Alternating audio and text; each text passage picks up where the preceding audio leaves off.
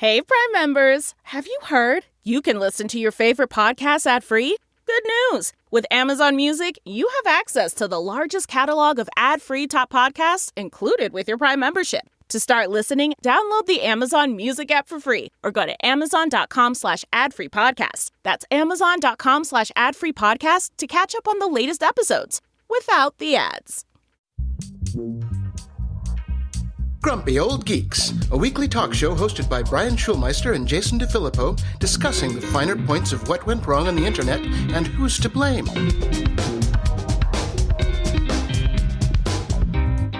Welcome to Grumpy Old Geeks. I'm Jason DeFilippo. And I'm Brian Schulmeister. Well, the Olympics have come to a close, Jason, although with the abundance of advertising about the Paralympics game, I feel like I'm being guilted into watching that, even though I don't really want to. But yes, it is over, and we had the handoff ceremony from Paris to Los Angeles, which will be hosting the 2028 Los Angeles Olympics Games. I can't wait. Well, you know, our wonderful mayor has promised that this will be a carless Olympics.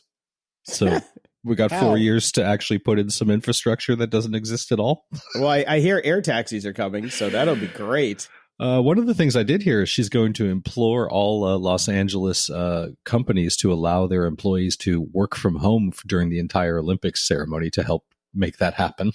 Okay. So good luck with that. Anyways, I was watching the closing ceremonies, and in the most on-brand LA move possible, there was a concert performance segment to the closing Olympic ceremonies, which was claimed to have taken place in Venice Beach, California by many news outlets. And as I was in Venice Beach, California at the time and had lived there for 20 plus years, I can promise you that that was not Venice Beach, California. That was actually Granada Beach in Long Beach, California, a full 32 miles away from the Venice beachfront. And they also put up fake palm trees for the ceremony. So very LA. Within 4 years, everybody's going to find out that the breasts here aren't real either. Oh dear, they're going to be in for a shock. Yes. I used to live in Long Beach. We had palm trees. Why did they put up fake ones? Well, they put up fake ones so that there would be palm trees in the background while they shot on the sand with the ocean. So the palm trees don't grow that close in the sand. Okay, yeah, no, they don't. Further back, yeah. Yes, by the bike path. Yes. I guess the bike path wasn't pretty enough for the shot. No, I guess not. Okay, well, I got 4 years to figure that out. Great. Well, I live in the valley, so there's no Olympics out here, although the Rams just did move their practice field about a quarter mile from my place, so that's going to be fun. Yeah, that'll be fun. Yeah. So I saw this on CNN, and this is just great. This is, I think, the happiest thing I've seen in a while. In a recent study published in the Journal of Hospitality Marketing and Management, I'm sure that's a barn burner of a read, researchers found that consumers across various age groups were less likely to purchase items labeled with AI compared to those described as simply high tech. The aversion stems from two key factors: trust and transparency. Okay. Mm-hmm. Consumers hold AI to a higher standard, and when it fails, trust erodes quickly. I think you missed the mark on that one. But moreover, fears about privacy and the unknown workings of AI contribute to skepticism. Bingo! Nailed it on that one. Yep, 100% agreed. I avoid anything that says AI like the plague. Indeed. But what about blockchain, Brian? You know. GM, baby, GM. That's right. We got this in from Ben, and I thought I would read it to our dear listeners because I love this piece. Ben says, just listen to the latest episode, and the part about allowing ordinary citizens to report traffic violations got a chuckle out of me. Taiwan has had this for years, and in the beginning, they would actually give the reporter a cut of the fine to encourage reporting, just like I thought would be a great idea. At least here in LA. A cottage industry sprang up where people would do this full time and make a pretty decent living. Enough people were doing this that people who were taking photos or video for too long on the side of the road would often get beat up. Yeah, I figured this would probably not work out well. Yeah, that caused the government to stop giving a cut to reporters, but one can still report. There are very active social media groups for people who take joy in this. Welcome to r/Schadenfreude. After seeing how this has played out in Taiwan, it is just a bad idea to give enforcement to the masses, as there are too many people out there who are disgruntled, unbalanced, angry at the world, or just have nothing better to do. Me raises hand. The one good thing to come out of it, though, is that since dashcam deployment is almost 100%, there is zero road rage and horn use. People drive courteously, and everyone uses signals regularly. So the moral of the story is everyone needs a dashcam. Big Brother works, I guess. Yeah. Yeah. Okay. Anyways, also a bit more follow up. I saw this article over on Engadget, and I started to read it, and that it was so long, and I just didn't care. But if you want the long form breakdown about why the Sonos app is so broken, link is in the show notes. Boy, does this get into detail. Yeah, I read most of it, and then I was just like, it's like 11 o'clock at night. I should be sleeping. And then, of course, I immediately followed up by like a day later. Sonos, still trying to fix its broken app, has laid off its 100 employees. Now, great. If your company is in the crapper and you're desperately trying to fix an app that is the basis of your company and the entire world is crapping on it, sounds like a great time to fire about 100 people. Now, in their credit, it seems to be mostly from their marketing department, not their engineering department. But yeah, don't need those guys right now. Yeah. So, but as of course, everybody on Reddit has, I guess Sonos has a very active Reddit community. As they pointed out, there could have been one targeted layoff, the CEO, and that probably would have solved everything. Yes. Yeah. Yeah, that guy needs to go. Yeah. After reading the long form breakdown, I'm like, this guy's a moron. In the news, Brian, we just went through months and months of SAG-AFTRA strikes here in Los Angeles, and I'm sure the ripples have been felt across the world with the lack of content that everybody is dealing with right now, mostly because of AI and them not wanting to give in on concessions to studios about AI. Right. So imagine my shockedness this morning, Brian, when I woke up to the headline, SAG-AFTRA introduces AI agreement with Narrativ, which is basically a voice platform where you can sell your voice. Mm-hmm. And yeah, so apparently this was just a stalling tactic to get a better deal from Narrativ. Because I was really surprised 11 Labs wasn't the one that they made the deal with, which means there were some shenanigans going on behind the scene. You tickle my butthole, I'll tickle yours. But Jason, as this wonderful sentence in the article that you found says, this isn't your grandma's voiceover gig. It's AI cloning with a conscience. Yes. And I watched that. There's a couple articles here. There's a link to their podcast where they introduce it, and then also a link to a clip from X where the guy talks about it a little bit and completely shits on non-union actors, which I guess is his job since he is a union representative. Yes. But I have a few choice comments from the X post, which I just love. Nice rug pull, SAG-AFTRA. You really show yourself to be just on the side of the AI fraud, and middle finger emoji. Next up, insulting non-union actors is really going to get them to join your fart sniffing club. Love it. Jesus fucking Christ, it's so fucking clear you've been bought and paid for. SAG should just be disbanded at this point. Actors and VAs need a new union from scratch because this one is rotten to the core. Then it just gets down to, you traitorous, lazy, greed-lined rat bastards. And fucking ghouls, and fuck you, traitorous filth.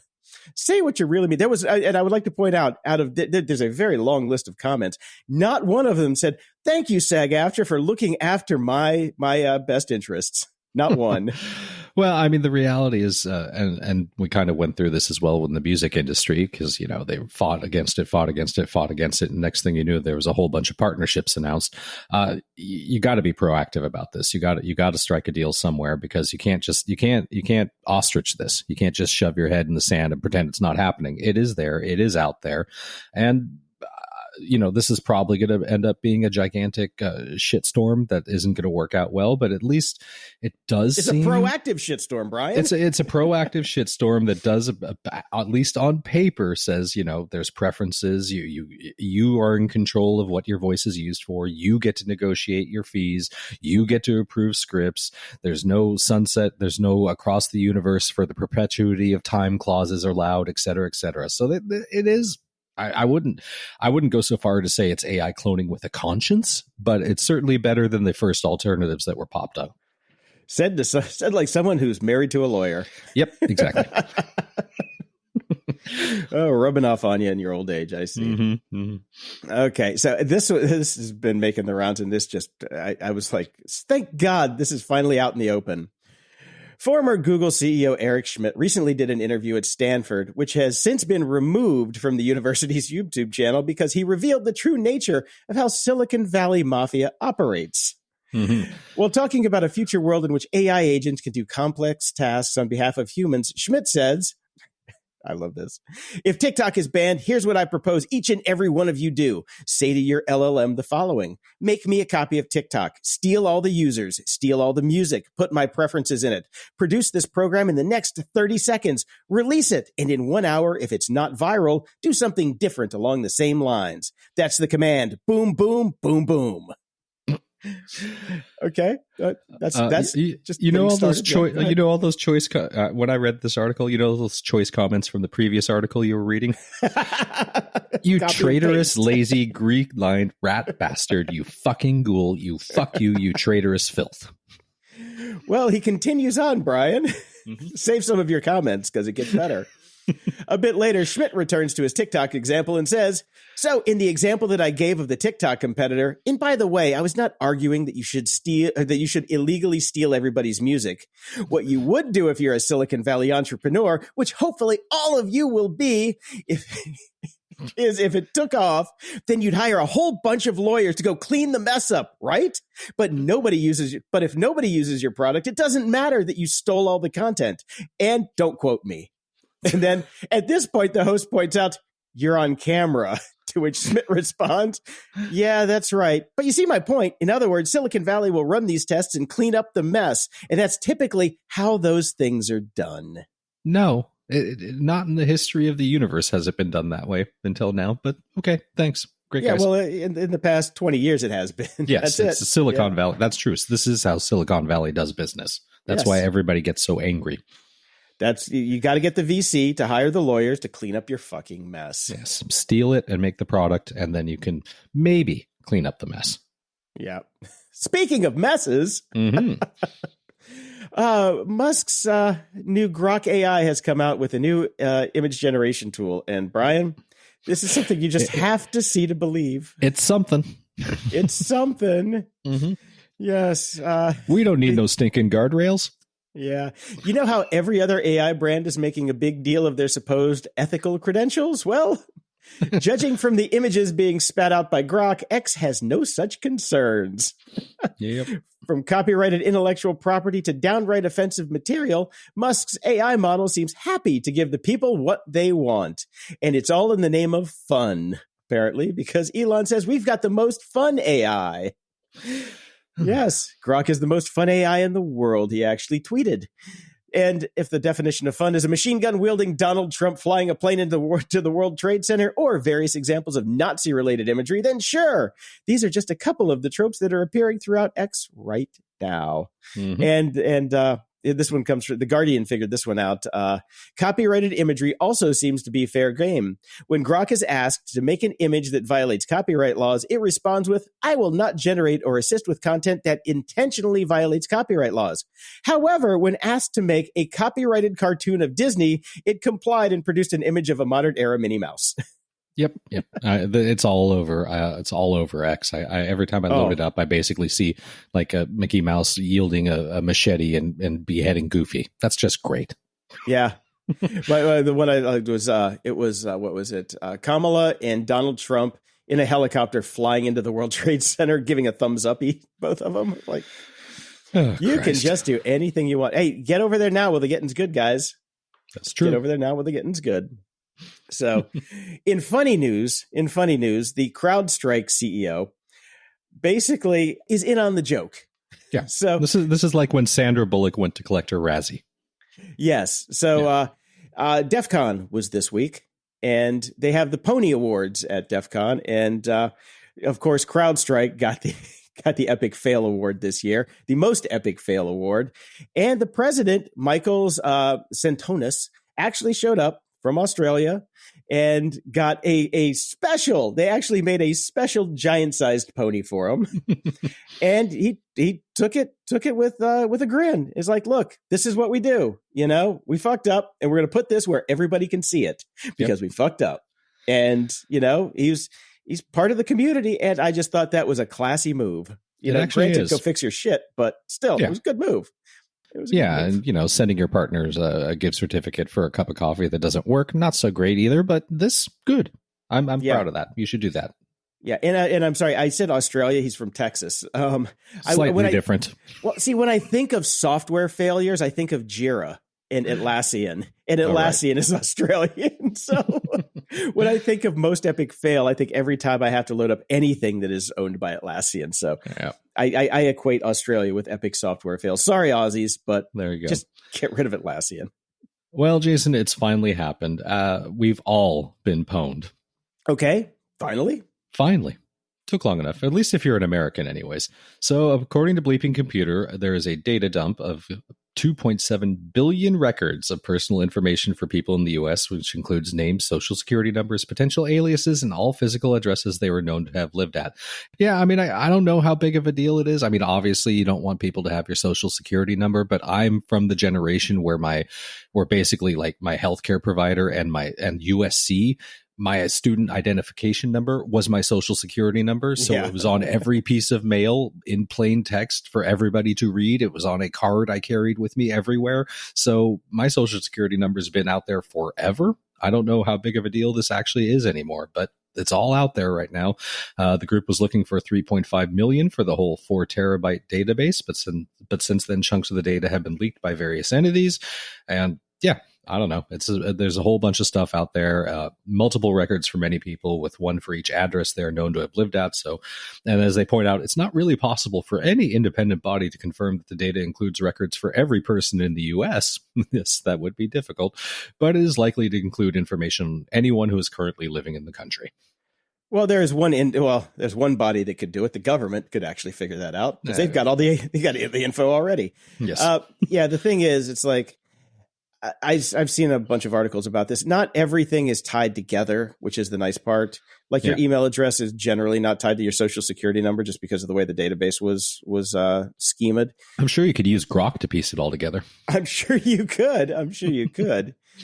But yeah, we know this stuff's out there, and it's been out there. You and I, Brian, have gotten breach fatigue. That's why we talk to Dave about Star Wars now. For fuck's sake, that's completely why we stopped doing that segment and stopped doing security. Yep. Yeah, so this is just kind of same shit, different day, but with just a new hacker. It's okay. Yep. But okay. Shrug. Yeah, that's kind of it. And it's funny. Even my Kaiser Permanente medical ID is almost all of my social security number, and they changed like 3 numbers at the end. Well, at least they've gotten smart and done that. Yeah, exactly. Let's put an exclamation point at the end. I get it. We'll replace the 3 with an E. Yeah. Well, it's just going to be leet speak. That's all. So a U.S. appeals court for the Fifth Circuit has ruled that geofence warrants, which allow law enforcement to search location data within a specific area, are unconstitutional under the Fourth Amendment. Okay.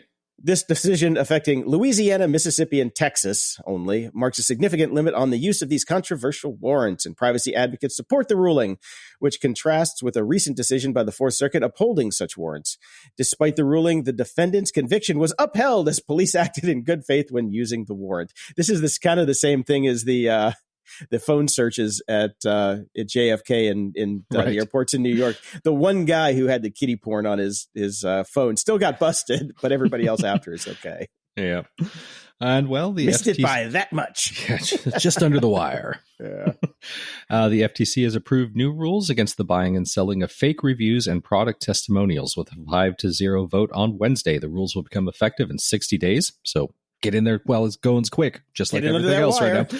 Yep. The new FTC rules address the practice of buying and selling fake consumer reviews, including the use of AI-generated consumer and celebrity testimonials for products or services. They also prevent providing compensation or other incentives conditioned on the writing of consumer reviews expressing a particular sentiment, either positive or negative, and prohibit a business from misrepresenting that a website or entity it controls provides independent reviews or opinions about products or services, according to a statement released by the FTC.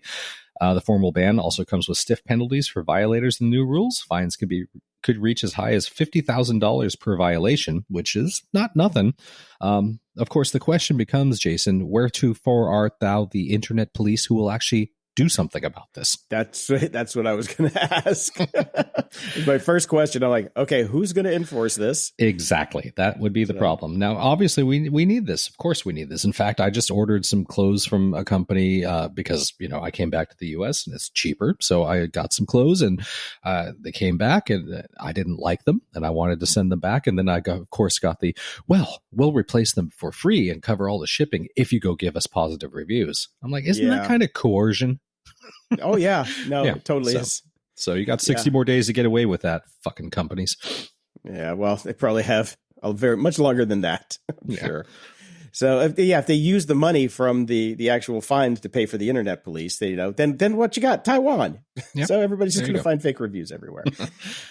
So California's SB 1047 is rolls off the tongue everywhere here. I don't know if you've noticed. It's all over the news here in California right now. This is the new bill designed to prevent AI-related disasters, and it has been swiftly moving through the California legislature here. And the reason I put this in here is because it had just passed. I think the Appropriations Committee, because they made some concessions. Now they made some concessions by taking the advice from the people that they're trying to regulate, mainly Anthropic, which was a big one, but OpenAI and Meta and Google, all these guys have their hands in the process saying, no, you can't do this. This is bad. We want regulation, but we don't want that much. Not that much. That much. We don't want criminal liability. Please, not criminal liability. So they took out a lot of the criminal liability to get it through and a lot of other things. But I'm just like, this is like John Wayne Gacy being consulted on sentencing guidelines for capital crimes. It's like, this makes no sense to me. I understand that they're trying to, find a balance between commerce and, criminality here. But what's the point in having regulations if they have no teeth? That's the thing. So. That's the thing. Yeah. As we have found, money is not a good dissuading tactic for these people because they've got more of it than the state of California does. So pretty much. Yeah. Yeah. So I don't see how this is a good thing. I mean, actually, in going through the bill itself, I don't know if you've read much of it, but it's not that great of a bill to begin with. So I see where the problems come in, but it's like just scrap it and start over instead of trying to put lipstick on the pig. But also I agree make it with you federal. There. Okay, I'm also on this kind of, let's make this federal instead of doing this hodgepodge state shit again, like we're doing right now with age verification and all that shit. Well, privacy laws. No, that is the real problem, right? It's not federal regulation. It's California doing it, which is why Elon picked up and moved. He would start crying about everything that California was trying to put in place. And they just went, well, Texas doesn't have that. There we go. He just asked Grok, where should I move? Yes. That's all. The moon, motherfucker. Yeah. Oh, speaking of the moon, I teed that up for you. Thank you. I appreciate it, buddy. We got a couple of astronauts that do have a very much better view of the moon than they did a few weeks ago. And they're going to be there for quite some time, unfortunately, because the Boeing Starliner capsule that they flew up to the International Space Station on, there's some problems with it now. There have been so many ideas that they have tried to come up with. They're like, okay, maybe we can just detach it and let it fall back to Earth by itself. And if it blows up, that's okay. Have they turned it off and turned it back on? Yeah. The problem now is the geniuses at NASA and the not so geniuses at Boeing have come up with another probability that might happen, which is, well, if we turn it back on, it could actually go the wrong way and, smash open the space station. Crash into the International Space Station. Well, I mean, two birds, one stone. Weren't we taking that down anyways? That's true. But the problem then is SpaceX has the contract to take it down, and then Boeing could get sued for taking it down ahead of schedule. Okay, I see the problem. It's contractual more than anything else. Exactly. It's a contractual problem. That's why they need to move. They need to move the International Space Station to California. So, okay, so if we do it while it's flying over California. Exactly. And there's another bit of interesting news up there. Since these people are going to be stuck up there for a very long time, I didn't understand this because I didn't watch a lot of the ISS videos when they were really big on YouTube. They don't do laundry up there. So it's going to be very uncomfortable for them. This is a nightmare scenario. Now you sign up for a lot of potential nightmare scenarios being an astronaut to begin with, but nobody envisions this. I'd say I feel so bad for these guys. I know. Oh, honey, water the plants. I'll be back next week. Year, maybe. Yeah. So they at least did get they got a reschedule of some jammies and some underwear, which is good. Yeah. See what would really be smart is if MeUndies got all over this and did a branded launch just to get them up some new clothes. That would be, probably a good thing for them. Oh my God. We got the ultimate branding opportunity here, Jason. Come on. Amazon next day Blue Origin delivery. There you go. Yeah. Get that penis up to the ISS right now. Come on. Yeah. Jammies delivered by Shatner. Oh, that would be great. Oh, so yeah, they just have problems up there. Yeah. Boeing is not doing great these days. I'm not so sure how this outsourcing of space exploration is really working out for us so far. Well, I can't wait to see how they bring it down. That's going to be the best one. Let's outsource that. That's going to be fun. Well, got more space news because of old SpaceX here. Crypto Bro charters private SpaceX mission to Earth's poles. I love this. A private SpaceX mission named Fram2, not to be confused with Peter Frampton, is set to make history as the first human spaceflight to pass over the Earth's polar region. Both of them, actually. The mission will be led by Chung Wang, a Bitcoin entrepreneur from Malta and founder of the companies F2 Pool and Steakfish. The eclectic crew includes a Norwegian cinematographer, Australian polar adventurer, and German robotics researcher. This will be the first trip to space for all of them. No shit, Sherlock. Fram2 will launch aboard a SpaceX Falcon 9 rocket from Kennedy, aiming for a polar orbit at an altitude of around 265 to 280 miles. The mission is expected to last 3 to 5 days. Polar orbits, typically used by Earth-observing satellites, have never been attempted by a crewed mission due to challenges like increased radiation exposure, which is why I wanted to bring this whole thing up, Brian, is because there's a reason we don't fucking do it, bro. I have to say, since you put this article in the show notes, every single time my eye has gone past it, I've had Everybody Wing Chun Tonight stuck in my head for a day. If they're going to be playing that at when they land. It's actually quite a good song. I listened to it. It is. Yeah. Mm-hmm. Yeah, it's not bad. Yeah. It's bad. Yeah.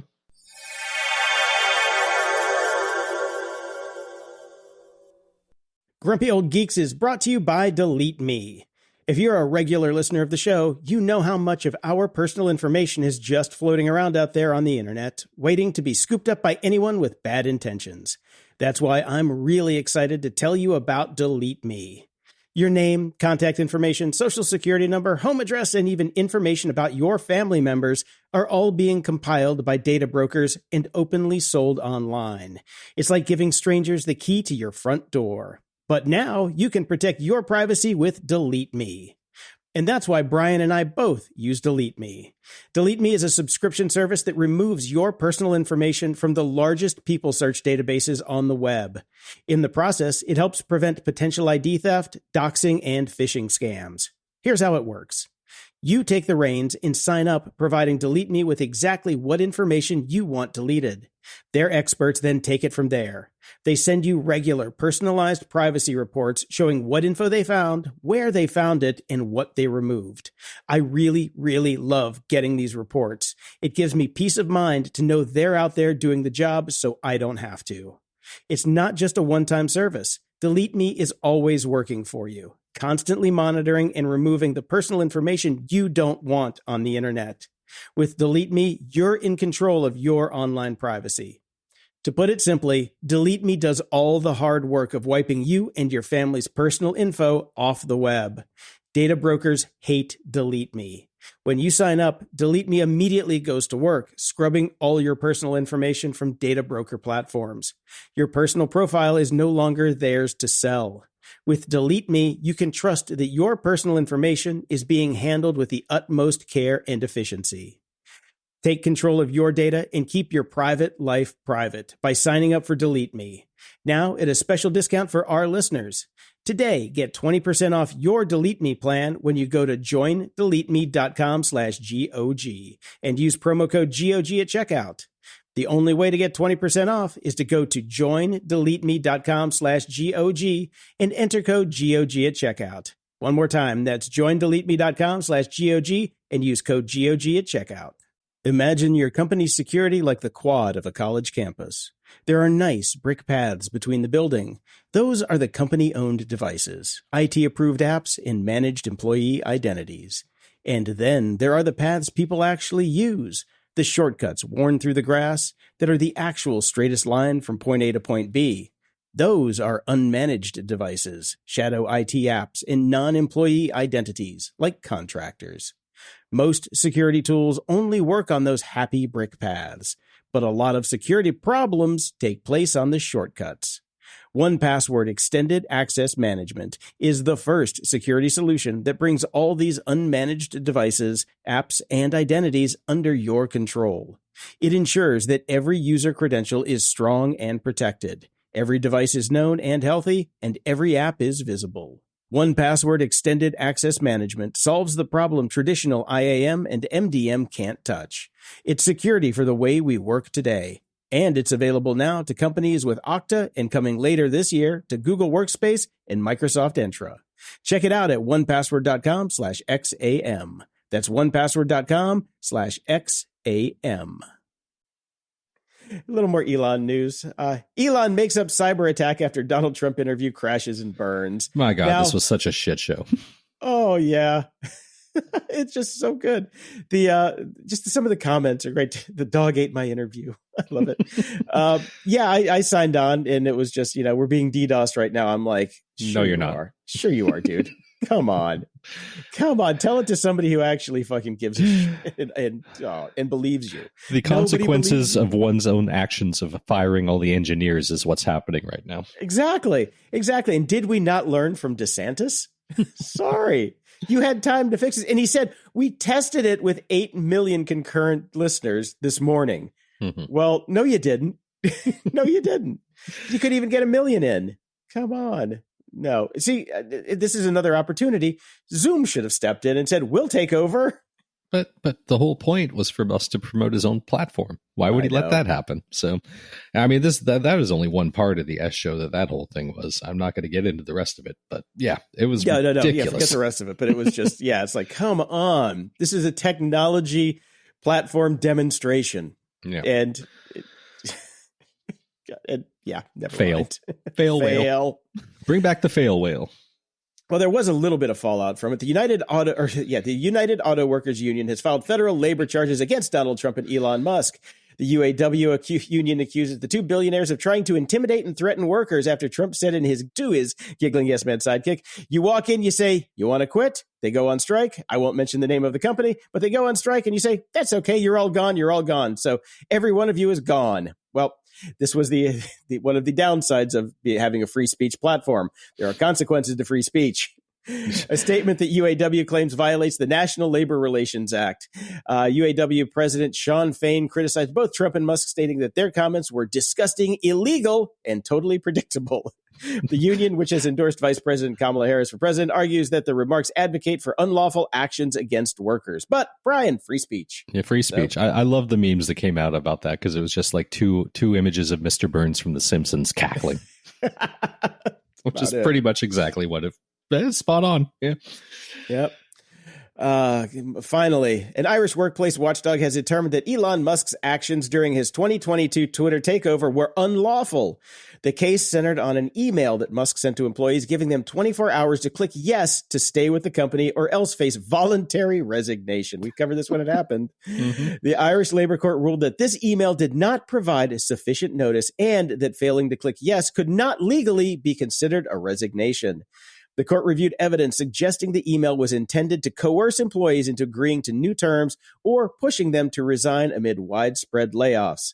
One case involved Gary Rooney, a senior executive in Ireland, who argued that his contract required written resignation. The court agreed, ruling that Twitter unfairly dismissed Rooney, awarding him over $600,000 in compensation, a record sum for such cases in Ireland. And of course, that ruling could open the door to more lawsuits. Yay! Yay! Idiot.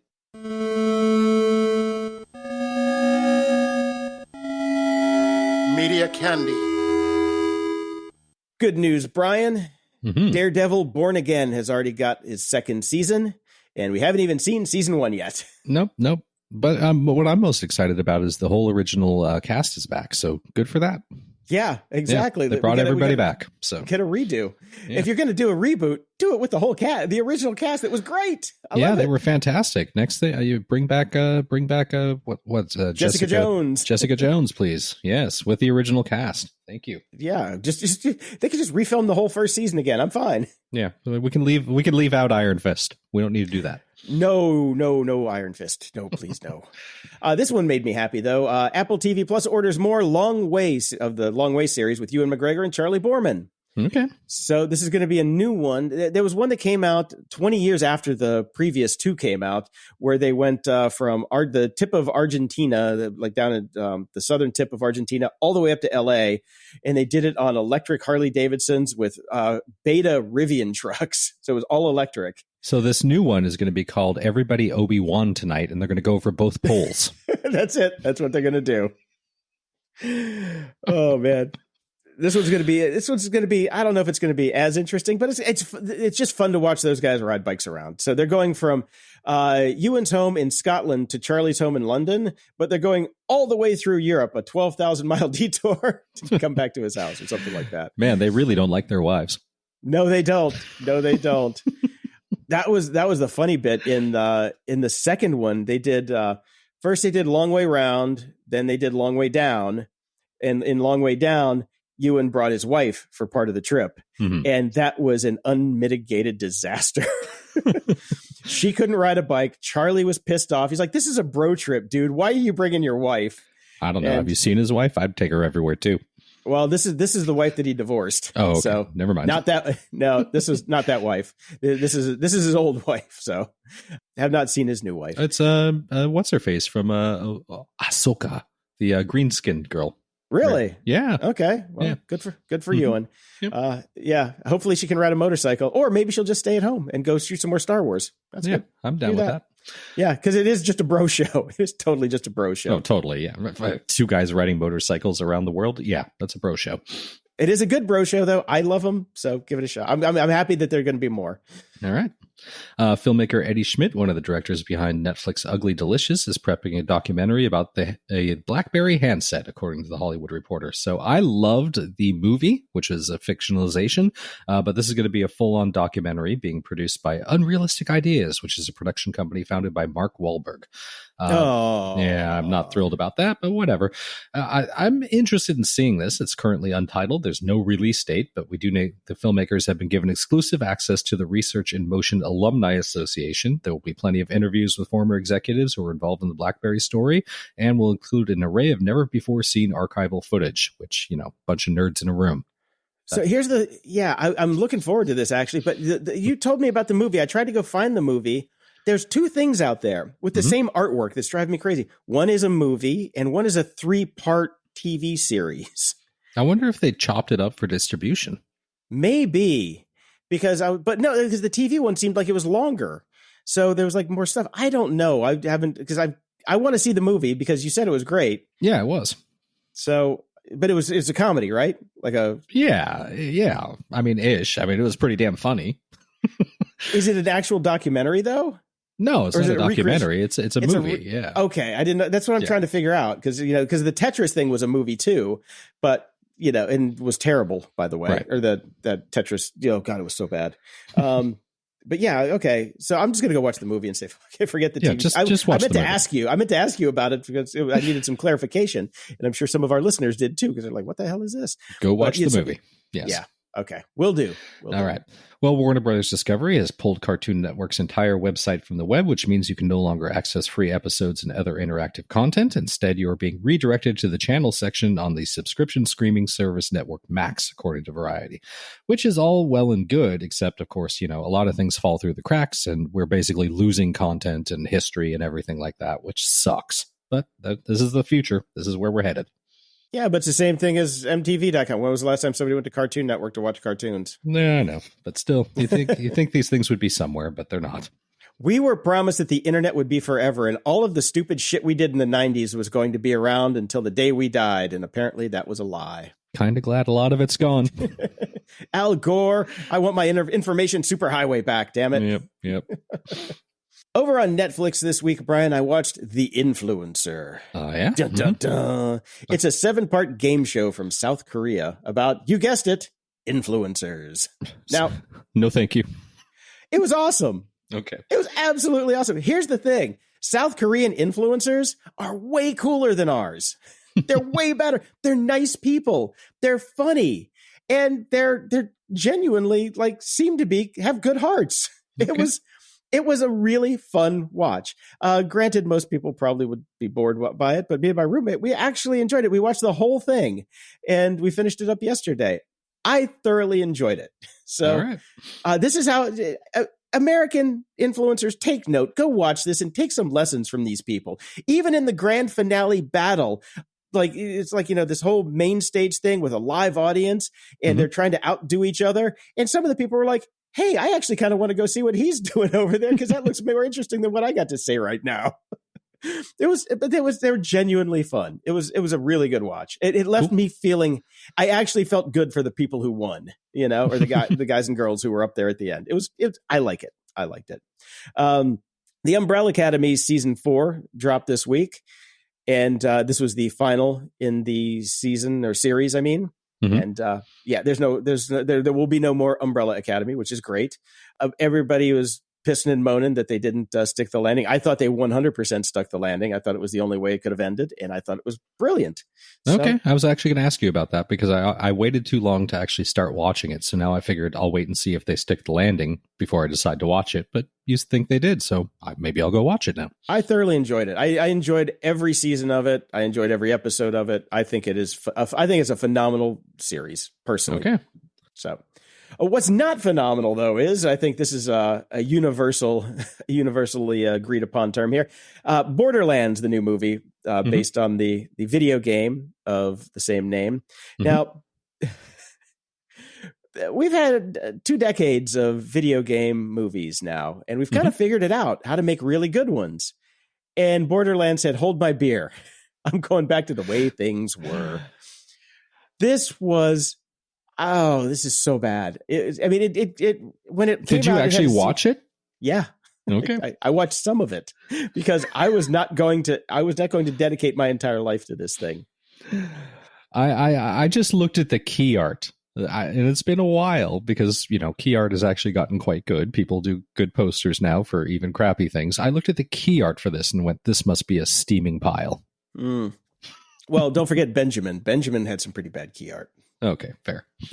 But this was basically it's the video game art for the most part. So It's meant to sell a video game. But trust me, it is as bad as you think it is. It's actually worse than you think it is. There's nothing that could save this movie. And I love this. Randy Jones on his Rotten Tomatoes review said, "Borderlands is what happens when you order Guardians of the Galaxy off Temu." That's a good one. It's perfect. It's absolutely perfect. So, yeah, skip that one for sure. Yeah. We've got McDonald's at home, says Mom. Ups and doodads. Okay, Brian, we've gotten a lot of feedback about the Overcast drama. And since we know so many of our listeners use Overcast, a disproportionate amount of people use Overcast, we get a disproportionate amount of feedback on how much Overcast sucks now. We sure do. You know what I haven't read all week? I haven't read a single person that said, yeah, it's not that bad. No, everybody hates it. Universally, this is as despised as the Sonos app, except a lot less people use Overcast. Yeah. There's a lot of them in here. I'm just not, you know what? I'm just going to save everybody's time. Here's what everybody finally agreed on. Go to Pocket Casts. for now is kind of what everybody's thinking. It's like, it still works. A lot of people use Pocket Casts already. I tried it. The Apple freebie works fine. Pocket Cast has a premium plan that you can get for $20 a year, I think. I think Overcast was $10 a year. But I was playing around with Pocket Cast last night because I need something that will let me upload my own audio and be able to play it for testing and other reasons. And Pocket Cast will let me do that. And there's actually a share thing, which will let me do it on my phone from even Dropbox. I can share from Dropbox straight to Pocket Cast, which was really cool. Right. So, and that was the free version. I don't know how much I get out of that. There's probably going to be a limit to how much I can do. But Pocket Cast is fine. They're all fine, except Overcast, which is not. Yeah, which used to be my favorite. Yeah, so I downloaded Pocket Cast as well, and I've added a few of my shows to it. And all I want is a homepage that only shows me the podcasts that have new episodes that I haven't listened to yet. That's all I want. Here's what you want then, Brian. There's a new one that Gabriel Pagan put in the Discord yesterday called Noicast, I think, N-E-U-E cast. I grabbed it. It's very, very bare bones, very straightforward, and it is just a list of the shows that have a new episode. I might have to download that one and give it a go. Pocket Cast seems okay, but it's again, it's just I want simplicity. Yeah, that's mainly the thing that I want. The nice thing about Pocket Cast is it has silence trimming along with the speed boost, so right, that's kind of an important thing because I think Overcast has saved me over 1,200 hours of trim silence. That's without speed boost. That's just the silence trimming. So I like that. Pocket Cast has the same feature, so that's a good thing. I don't think Noicast has it. I'm sure they've got speed enhancements, but they don't have silence trimming. Right. But it's brand new. What is really funny about Noicast is in their demo video, they actually have the screen art for the Accidental Tech podcast, which is Marco's podcast. So I think that was a nice fuck you. But nice. I did go back to Overcast for a couple days this week. There's a feature where you can turn off at the top. It's buried in the settings where you can turn off the top list of podcasts at the top of episodes, which is, it's stupid. It's show art. So underneath it is my playlist. So I just made a playlist for everything, which is what I've always done, which is just a list of everything that I have in the order that I want it to be. That works okay, but the interface is still janky. And the really funny part is, with Pocket Cast, you can import OPML. With Overcast now, you can't export OPML because that was a feature. That was a feature in the old Overcast, but it mysteriously did not get moved over to the new one yet. He says he's working on it, which is convenient. But yeah, so there we go. We've got some hard-earned cash news. People who sign up for our Patreon at patreon.com/GOG won't have to worry about this. But if you wanted to sign up and follow us on the Patreon iOS app, don't. Go to the website, please, because now Patreon is going to have to use Apple's in-app purchasing, which is going to drop another 30% of our cash. So please, for all that's holy, use the website if you want to sign up for Patreon. Yeah, just sign up. Yeah, 100%. And the app sucks anyways. Yeah, I mean, and once you sign up, you can use the app if you want. Yes. But just don't pay through it. Yeah, just don't pay through it. Pretty please with sugar on top. But you do get an RSS feed that you can plug in, a personal RSS feed, so you get the episodes early that you can plug into any podcast player, even Overcast if you wanted to. If they do that anymore. I think if it works. Yeah. If it works. Haven't tried that one this week. So yeah, give that a shot. Got two little bits of cool tech news. This is kind of exciting. Oxford University scientists may have solved one of the greatest hindrances of expanding access to solar energy. Scientists from the university's physics department have created an ultra-thin layer of material that can be applied to the exterior of objects with sunlight access in place of bulky silicon-based solar panels. So it's basically almost like just a paint that you can put on anything that can start to collect solar energy. They can be applied to almost any surface, and the costs and constructions are way, way down, which is great. It's still in research phase, and the university doesn't mention the long-term stability of the newly designed panels, so you may have to replace them more often, or at least until they sort this out. But this is pretty freaking cool. Direct, Dave can use this immediately. Right, yeah. Paint his entire roof with this and power that camera. No problems whatsoever. So this is something to watch. It's pretty cool. And there's another cool thing that's happened. It's taken almost 2 years, but a planned community of homes made with a gigantic 3D printer in Georgetown, Texas, is almost complete. Nice. It's called Wolf Ranch, and they're being built with a large 3D printer called the Vulcan that is 45 feet wide and weighs more than 4.75 tons. Nice. This is done with 3D printing construction developer Icon and the home construction company Lennar, and it started in November of 2022. They're close to their goal of completing 100 homes. Homeowners have already started moving into some of these that range in price from $450,000 to $600,000. I'm going to get there sometime. Yeah. They use a mixture of concrete powder, water, sand, and other materials to lay out stacks of tube-shaped concrete to construct walls and eventually a whole house. Now, foundations and roofs are made the old-fashioned ways with human crews, but this basically does, the framing and all that sort of stuff. There is a downside. The walls are too thick for Wi-Fi signals. So residents have had to use mesh internet routers with broadcast signals located throughout the homes instead of just a single router. But pretty cool, a big 3D printed house. I like that. Yeah, that is nice. They just need to put Cat 5 in the walls, or Cat 6 or Cat 10 or whatever the cats are up to nowadays. Old school style, yeah. Yeah, give me a plug. That's what I did. I run everything through cables now. Cables. So, getting rid of jobs. Love it. Yeah, that's fine. That's what we do. Yeah. That's what we do. Mm-hmm. Threads has announced a number of new features, including the ability to store multiple drafts, something I've never actually wanted. You can rearrange the columns on the desktop version, which is nice because now it's kind of more, now you can actually have the view up that you want to see. And they've got insights into your audience.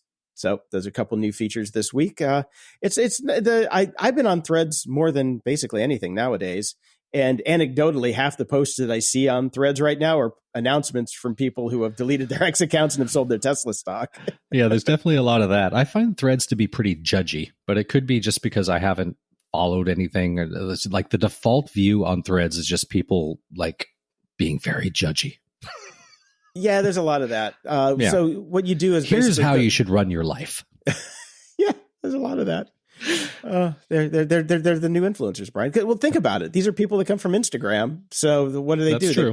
They post, stupid morning memes of sunrises and shit and unicorns on Instagram. Now they're just doing the same thing in words. Yeah, poorly. there's a lot of lifestyle and fitness and health influencers all over Threads. Yeah, that's why I do the following, my following column now, because what you have to do is you go to settings and you can pin the following column onto the desktop. So then when you go to the desktop view, you get the For You version and the following version. So you just go back and forth, whatever. But it's nice that you have the option now. I really wish the mobile app would let me just pin on following, because that's what I want. I don't want to see the For You and I have to go figure out where the fucking thing is to get to the For You feed. So it's not that great yet, but trust me, it's better than X.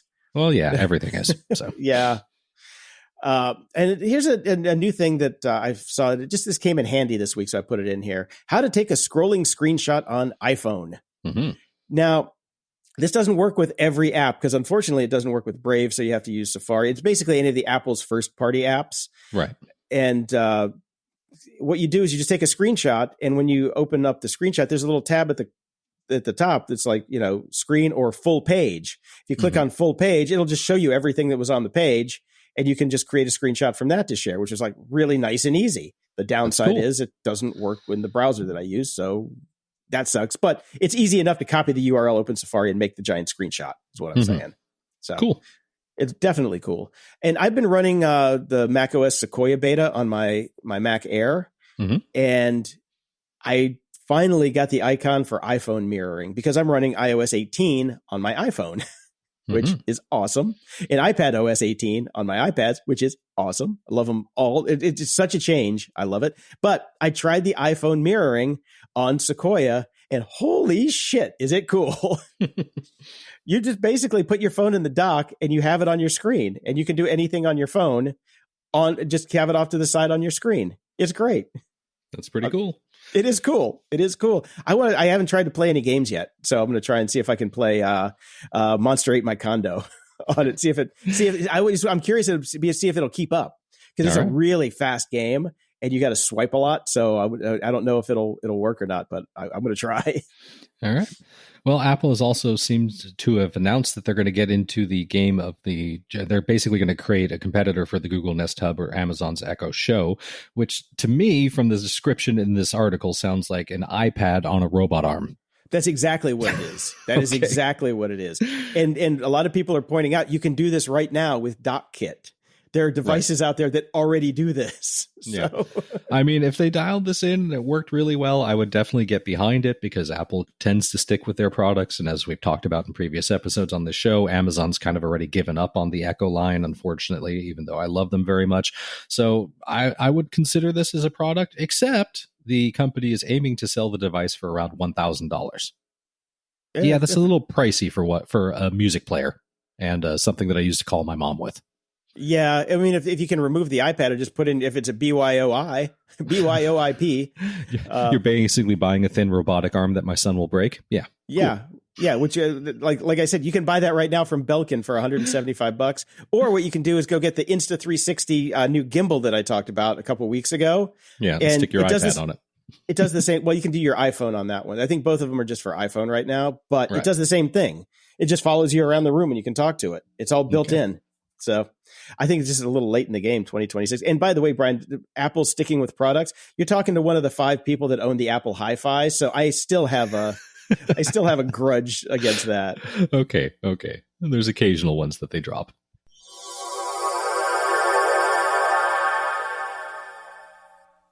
Summer days might be winding down, but I'll never forget those lazy afternoons on the beach, soaking up the sun and just letting all my worries melt away. And while summer may be ending, you can keep that vibe going with Mood's THC products. I've been trying out Mood's different products, and let me tell you, their chill mood gummies are my absolute favorite. They're perfect for when I just want to unwind after a long day, almost like bringing that beachside calm right into my living room. The high is smooth and relaxing, perfect for kicking back with some music or a good book. Plus, the packaging is super sleek, and everything was delivered right to my door super quick. Mood really has something for every vibe. If you're looking to spice things up, their new Sexual Euphoria THC gummies are worth a try. Bow chicka bow wow. They've got different strains tailored to every mood, whether you want to feel energized or completely chill. And if you're into classic flower, their new THCA flower is a game changer, delivering that classic high we all know and love. And the best part? Mood's products are all federally legal, tested in third-party labs, and sourced from small family farms, so you know you're getting quality every time. Already missing the summer before it's over? Run it back with 20% off your first order and free gummies. Go to HelloMood.com and use promo code GOG. That's HelloMood.com, code GOG for 20% off your order and free gummies. Today's episode is sponsored by Private Internet Access, America's #1 virtual private network, also known as a VPN.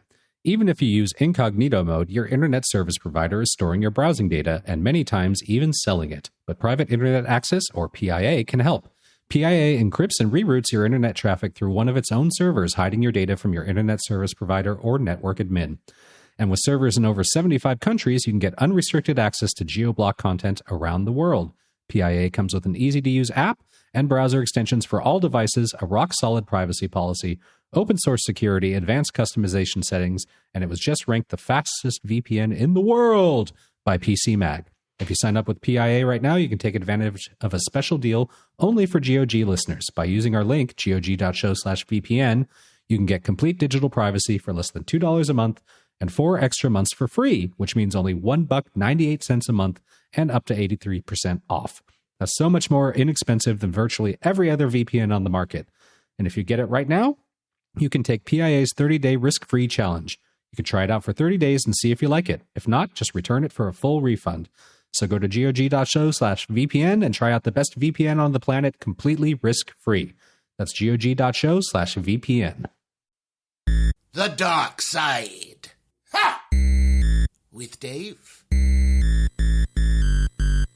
Welcome to The Dark Side with Dave, with podcast superhost Dave Bittner. Dave is the host of the Cyberwire podcast for all your cybersecurity news, the co-host of Hacking Humans with Joe Kerrigan, discussing how humans are mean, the co-host of Caveat with Ben Yellen, because people are nosy, and the host of Control Loop, because industrial machines have feelings too, as well as Only Malware in the Building, which you must be getting a nice SEO bump off of right now, because Only Murders in the Building is everywhere on TV. Yeah.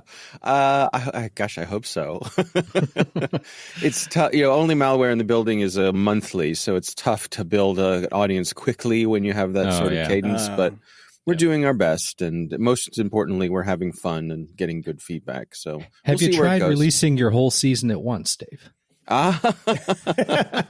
Yeah, that's not possible. But no, it is fun. All right, well, let's get to the important things here. I did day 1 of our 3 days at Disneyland, and it was awesome. Oh, good. Had a really good time. And the park, not as crowded as I thought it would be. Hence the 2 articles in the show notes following up this. The first from Business Insiders, Disney's theme parks are struggling, and it's another warning sign for the economy. And from InsideTheMagic.net, Disney finally admits why parks are empty during peak season. Now, I wouldn't say empty. It was definitely empty with air quotes. If you mean that there weren't 4-hour lines for everything, then yes, it was empty. It was surprisingly easy to get on rides. But the reason is it's just too damn expensive. Like they have priced themselves out of most people's ability to go. We are spending an arm and a leg going there. They are definitely offering all kinds of Southern California resident discounts to get in because attendance is down compared to the normal numbers they would be getting right now. Now, so having said that, if you do have the cash right now, go. It's pretty great. Like I haven't been in the park that empty in at least a decade. And it was summer, it was peak time. This is peak season. So had a really nice time. How's the weather? It was hot as balls. Yeah. Okay. There's also that was brutal, but they do a good job of having air conditioning everywhere, and there's lots of shade. It's Disney. They do it right. They don't want you to die. Yeah. Do they allow you to bring do they allow you to bring umbrellas with you? Don't believe so, but they sell them. That's why. Okay. As long as they sell them. Yes. Yeah. Interesting. Parasol. Yeah. I mean, I wonder about that too. The whole thing with, global warming and the summers getting hotter. How's that going to affect people's decisions to go to Disney because obviously the summer is the peak season because of summer vacation, but where are we going with that? Like, is summer vacation, are we going to shift our summer vacation? People have said that we're no longer the agrarian society we used to be. So why are we still following that old calendar anyway? Yeah. But I certainly wouldn't go to Disney World in the middle of the summer. Now, for me, that's Florida, which I think is even hotter than Southern California. Well, I don't know about that. It's been pretty hot here. But the concerns with climate change are particularly real. I've been reading a lot of articles about this for the Disney World Park in Florida because they're also just getting torrential rains. There's concern about hurricanes increasing in frequency and all that sort of stuff. So it's going to be interesting. But, next year, Disney Des Moines. I mean, I think there's something to the notion of them building a park in like Texas, split the difference and let the crowds go there. I don't know. Yeah. Well, yeah. Although Jason, to your point, I mean, Texas is still going to be hot. So yeah, you got to find like where's the weather sweet spot these days? Does it even exist in the continental United States? Yeah, does it even States? Exist anymore? I mean, that's why they kind of picked the locations that they did because theoretically back then it was kind of basically decent year round. So right now it's not so much anymore. But yeah, we'll see what happens. Yeah, not Phoenix. We're definitely not moving it to Phoenix. No. right. The Disney Death Valley. Yeah, that's about it. Yeah. I'd still go. I probably would too. Yeah, I probably would too. Speaking of Disney, I thought it would be fun to address the rundown of Disney Parks announcements that came from D23 because there were a lot of them and they are significant. Yes. Brian, anywhere you want to start here? Anything that caught your eye? The thing that I just in general, I like all of this stuff. I like the fact that there's gonna be an Encanto ride. I like all the things that they're doing. I don't like Avatar. I hate those movies. I understand I'm probably the only person on the planet that does, given its box office. But the fact that they're building Avatar lands does not interest me at all. I love the idea that they're building a villain's land. I think that's fantastic. That's going to make me go to Florida. The thing that depresses me about my park, which is I'm literally 2 miles from it right now, the one in Anaheim, is they are going to build a whole new Cars land, but they're getting rid of the river and Tom Sawyer's Island, which is such a part of my youth. I'm going to miss it so much. Like, wait, they're doing that at Disneyland? I thought that was only at Disney World. Well, I had read it and I thought it was the one here. And if it's not, then that's fantastic. I don't care. I don't care what happens in Florida. I don't want to lose my riverfront. So. Because it's such a great part of the park here, and it's where they launch so many of the like nighttime spectacular fireworks and all of that. So I would be sad to lose that, and hopefully we won't. So, but almost everything else just sounds great. I love that they're throwing so much money into these parks, that they're revitalizing them, that they're moving forward, that they're doing things. Again, like I said, I could do a little bit less with the non-Disney properties, your Avengers, your Avatars and all of that, but I get that they own the IP now, and it would be hypocritical of me because more Star Wars stuff. Yes. I was going to say, right. So yeah, I can't just be happy about the things I like. So sure. Yeah. Have you been to the Avatar land in Florida? No, I haven't been to the Florida park since. Ooh, man, it's been at least 20 years. So okay. We were there about a year ago, and that was my first time in the Avatar land. And like you, I feel completely meh about Avatar in general.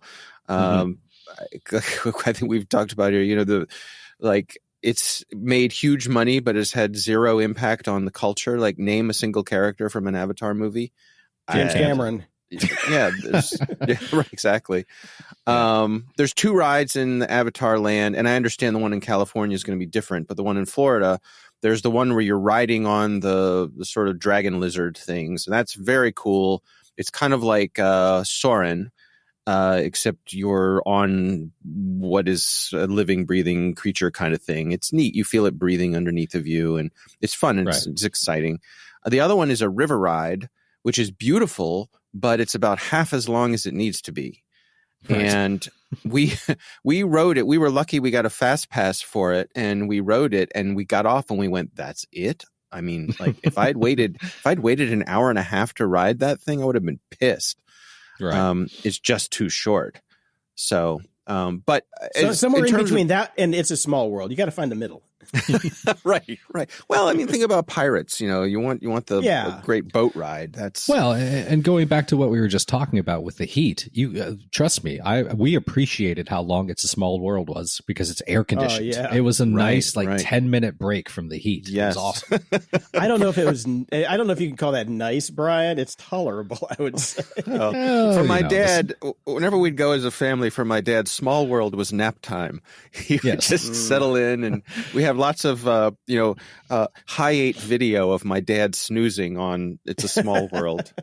I will say that is one thing I noticed. We did go on It's a Small World this time. I don't know how often or last time that you were on it, Dave, but what they've tried to do is, obviously this is something that it's over 50 years old now at this point, practically, because it started with the World's Fair and they brought it over.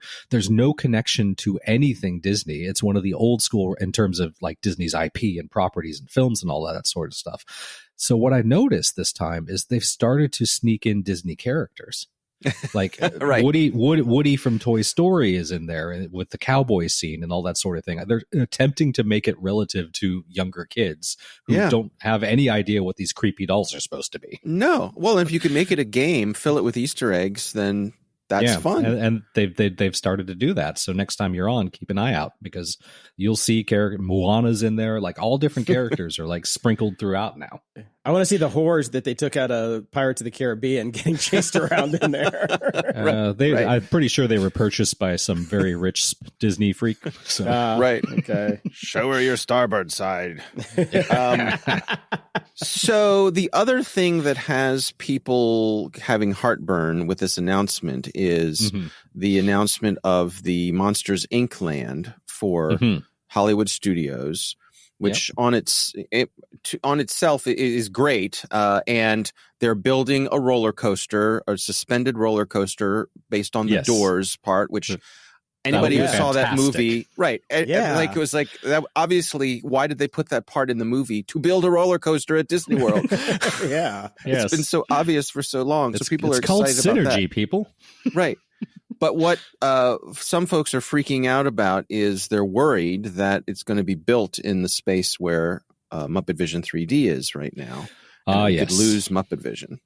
We are going, apparently, yes, that is going to happen. The Muppet Vision, I've heard the one here in Anaheim as well is going to be going away, which is kind of sad. I remember hearing, and you would know this, Dave, I'd guess, that this was the last thing that Jim Henson himself directed. That is correct. That is correct. In fact, one of the cheap thrills of my life was back in the good days of Twitter. I asked a question about Muppet Vision 3D and was answered by Frank Oz himself. Nice. Ooh. Yeah, it was. I was on cloud nine that day, needless to say. But no, actually, Muppet Vision 3D has been closed in California for a few years now. Oh, has it? Oh. Yeah, it closed. I haven't in California been over to that Adventure side of the park. It's been shut down there. So the only place it exists now is in Florida. As I've shared here before, I think they should move it over to where Rock and Roller Coaster is. They can even build a smaller theater for it, because I can't remember the last time I've been in Muppet Vision 3D that it was full. So build a smaller theater, put it over by Rock and Roller Coaster, make Rock and Roller Coaster the Electric Mayhem, and then convert where the Muppets are now to make that contiguous Star Wars land with Star Tours. And you're good to go. So I agree 100%. As a side note, I put this in the show notes for you, Dave, because anything furry now just immediately makes me think of you. This is the Consequence of Sound website has a I think a weekly crossword puzzle, and the last one that they had, which I grabbed here, is Muppet quotes. So I thought you might enjoy that. Yeah, I will definitely enjoy that. Yeah. I don't know if you probably get this with Star Wars, where you see the clickbait articles that say 10 things you didn't know about Star Wars, and I click through and I know every single one of them. Yes, invariably I know them all. Yes. Right. And it's the same for Muppets for me. And actually a lot of times I find myself correcting their errors, like, no, that didn't happen that way. Anyway, our next trip to Florida is, I think actually we might cross over, Brian, right? We're there in the beginning of March next year. Okay. All right. Yeah, could be. So yeah, if so, we'll have to say hello. Yeah. Matt writes this one in for you guys. Hello, I'm sure you've seen this video, but it's super well done and fascinating. Would definitely be interested in your and Dave's take on it if you think it's worthy of the podcast. Cheers. And this is from the Recommendo newsletter. And I put this in here because Matt beat me to it. This is the spectacular failure of the Star Wars Hotel, the 4-hour takedown of it. Yeah, that's where they lost me, the 4-hour part. Let me say, I have watched the whole 4 hours. I knew it.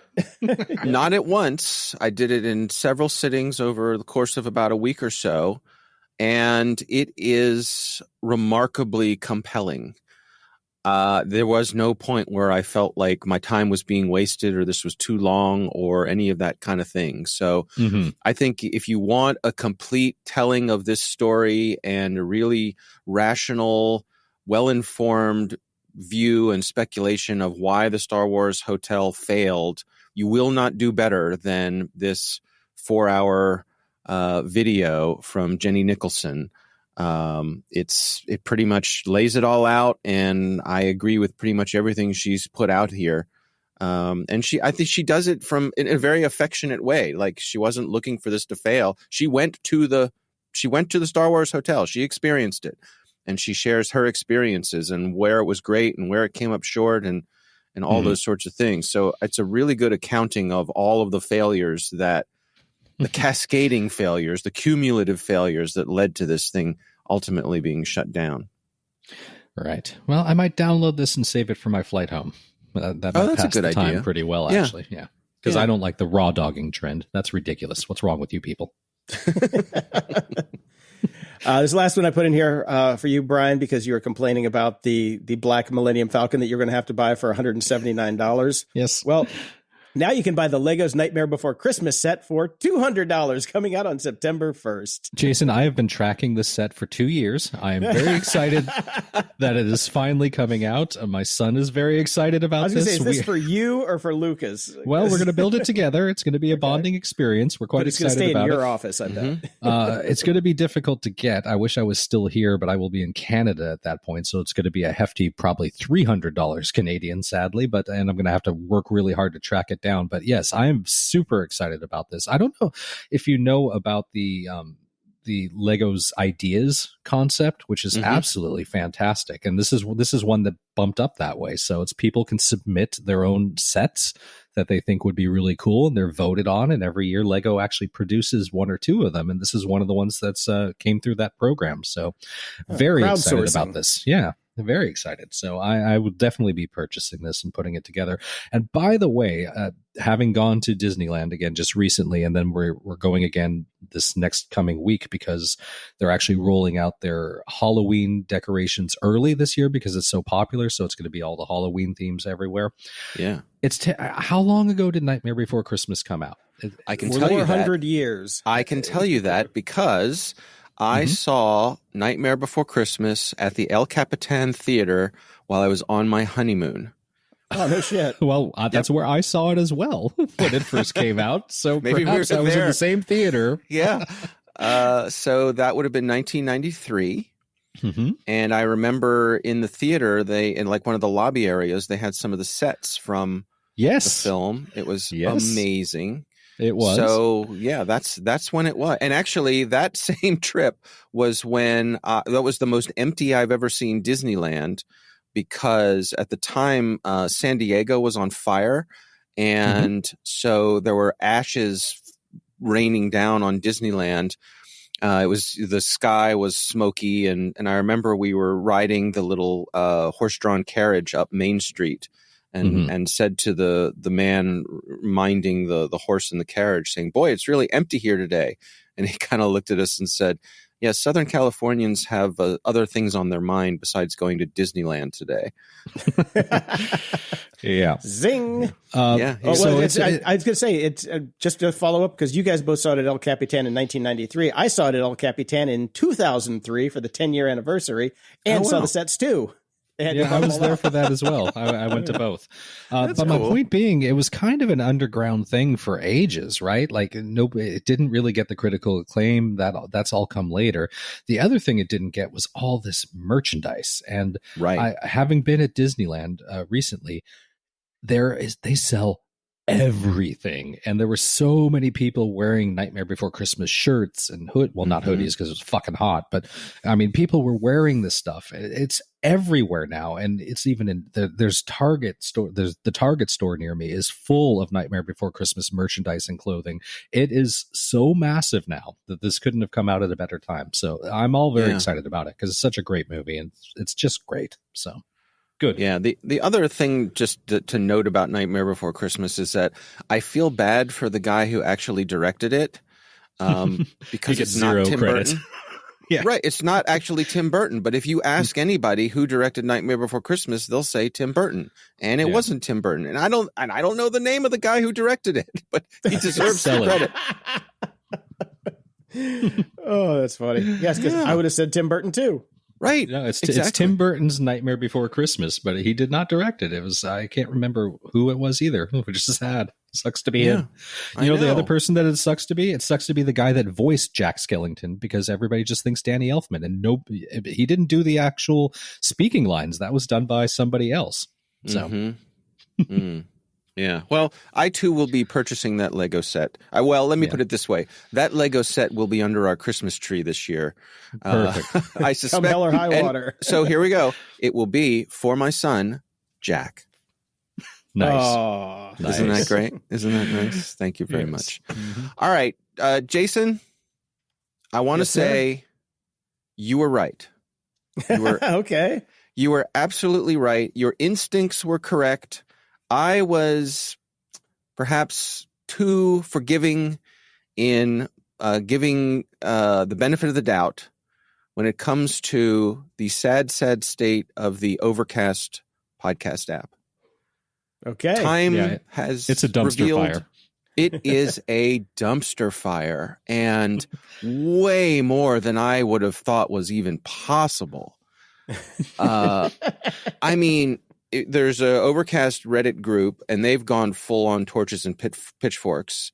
And it's a combination of things. It's just that there was no way that this app was ready to be released with the number of deal killer bugs, showstopper bugs that it has. And then also just the design changes that are arbitrary and make things worse. Right. I mean, so many things in the app I try to do, they take more clicks than they used to. And that's just the worst. It's a podcast player. I just want to play a podcast. Yeah, a new one particularly that pops up in my feed so I can see that there's a new one. Easy.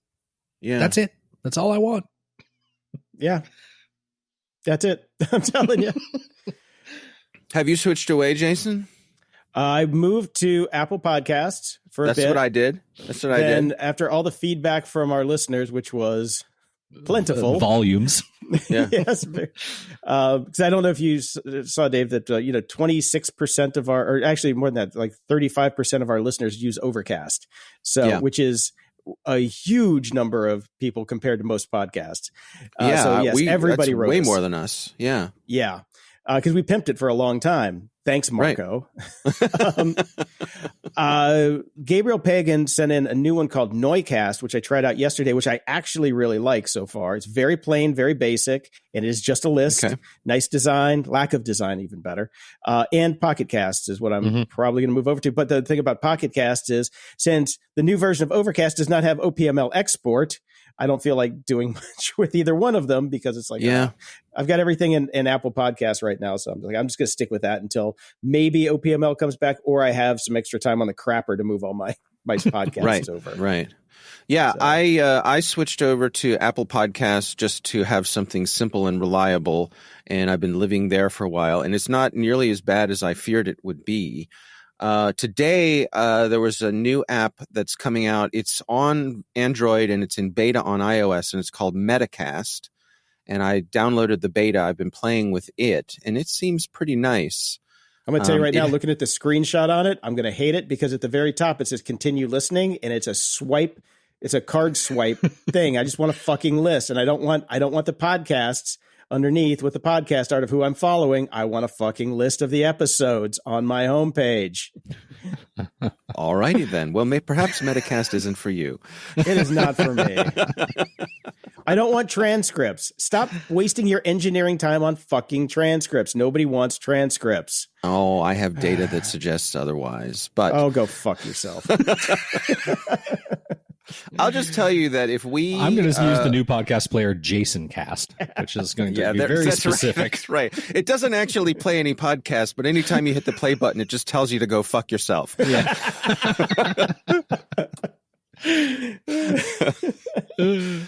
All right. Well, to each his own, and we can revisit this when we settle in and decide on what we actually like. But I have canceled my renewal of paying for Overcast, which to a certain degree breaks my heart because I've been with them since the very beginning.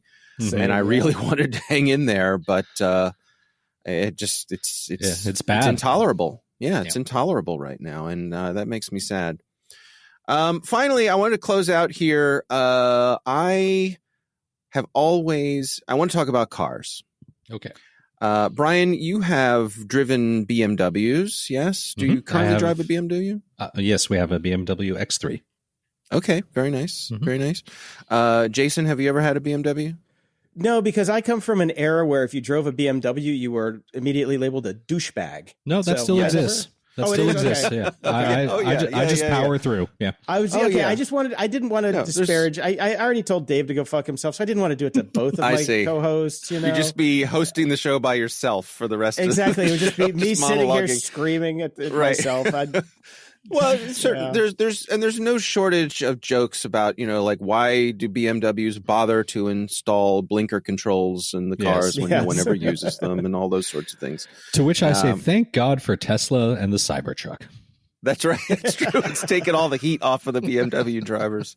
When I've never actually owned a BMW, but when I was in college, I dated a girl whose father had a car collection, and he was very generous. I think he was looking to, marry this girl off because he was very generous with loaning the cars out. So he would say, "Oh, Dave, why don't you take the 5 Series home for the weekend?" And I'd be like, "Yes, sir. Yes, sir." But I have always liked station wagons, souped up station wagons, because the wolf in sheep's clothing thing really appeals to me. This thing that doesn't look like much, but under the hood, like Mercedes has made a couple of wagons that are basically faster than Corvettes. BMW has made a couple of wagons. But for the past few years, there are pretty much no more wagons to be had in the U.S. Yeah, it's all SUVs. It's all SUVs, and people just stopped buying wagons. And I understand that. And I had a Volkswagen Passat wagon, and then I bought a Mazda CX-5. So I did the dance, but it's only because if I could have purchased another Passat wagon, I probably would have. But you couldn't. They were gone. Anyway, BMW has brought back a souped-up wagon. They're bringing the M5 back to the U.S. It is a hybrid. It only has about, I think, 750 horsepower, something like that. Only? Yeah. Only? That's not much for BMW. I mean, there are times when you have to get to the grocery store and you don't want to wait. So 750 horsepower makes a whole lot of sense. So I just need to find $125,000, which is what this car costs.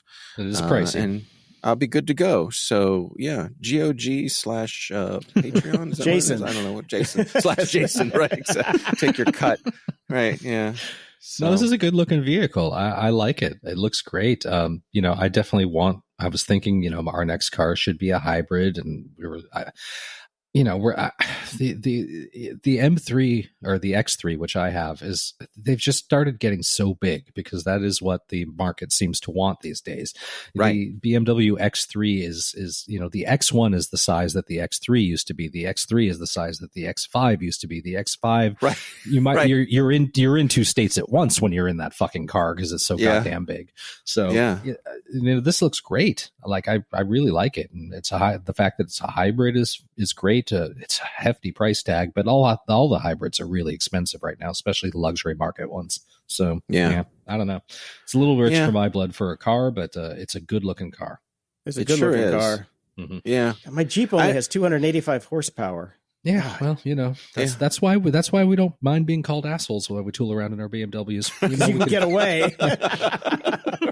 Right.